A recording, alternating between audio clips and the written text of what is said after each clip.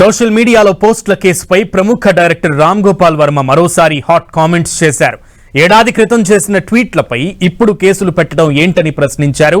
తమ మనోభావాలు దెబ్బతిన్నాయని, ఏడాది తర్వాత పోలీసులు ఫిర్యాదు చేయడం చూస్తుంటే ఆశ్చర్యం వేస్తుందన్నారు.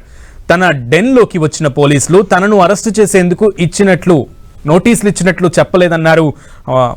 హైదరాబాద్లోనే ఉన్నానని చెప్పినా కూడా పరారీలో ఉన్నట్లు సోషల్ మీడియాలో ప్రచారం చేశారని వర్మ తెలిపారు. నేను ఇప్పుడు ఒక సంవత్సరం క్రితం ఒక ట్వీట్ పెట్టాను, 1, 2, 3 ఏదో సంథింగ్.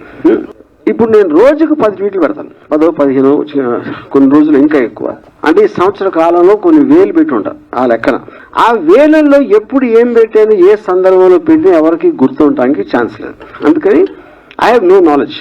అది ఇప్పుడు రెండో పాయింట్, దాని వలన ఒకరి మనోభావాలు దెబ్బతిన్నాయి, దానిపైన కంప్లైంట్ పెట్టడం జరిగింది. ఇప్పుడు ఇక్కడ ఒక పాయింట్ ఏంటంటే, సంవత్సరం తర్వాత ఎందుకు లేచారు సడన్ గా నిద్ర అంటే, ఓకే పాసిబుల్ నిజంగా చూసి ఉండకపోవచ్చు, హర్ట్ అయ్యాడు, ఓకే. దానికి సంబంధించి అది అయిపోయింది, దాని వలన ఏమీ జరగలేదు.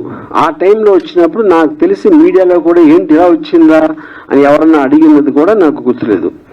అంటే ఎవరో దాన్ని పట్టించుకోండి, ఈయన ఒక్కరే సంవత్సరం తర్వాత పట్టించుకున్నారు, అదొకటి. సో అప్పుడు నేను బిజీగా ఉండటం వలన నేను ఒక డిఫర్డ్ టైం అడిగాను, ఆ ఇన్స్పెక్టర్ గారు ఇచ్చారు. మళ్ళీ ఆ టైం వచ్చేసరికి ఇంకో విషయం ఏం జరిగిందంటే, 4-5 చోట్ల వేరే వాళ్ళు వేరే డిస్ట్రిక్ట్ లో అదే కేసు పెట్టారు, సేమ్ థింగ్. సంవత్సరం తర్వాత 4-5 ఒకేసారి మేల్కొనడం ఏంటనేది ఆబ్వియస్ గా ఒక సస్పిషియస్ నేచర్ అనిపించింది. ఇప్పుడు యాంటిసిపేటరీ బెయిల్ బై డెఫినేషన్ దానికి ఉన్న ప్రొవిజన్స్ లో మీరు ఒక నార్మల్ ప్రొసీజర్ ప్రకారం జరగట్లేదు అని ఒక అనుమానం వచ్చినప్పుడు మీరు కోర్టుకి చెప్పి అప్పుడు కోర్టు డిసైడ్ చేస్తుంది. నేను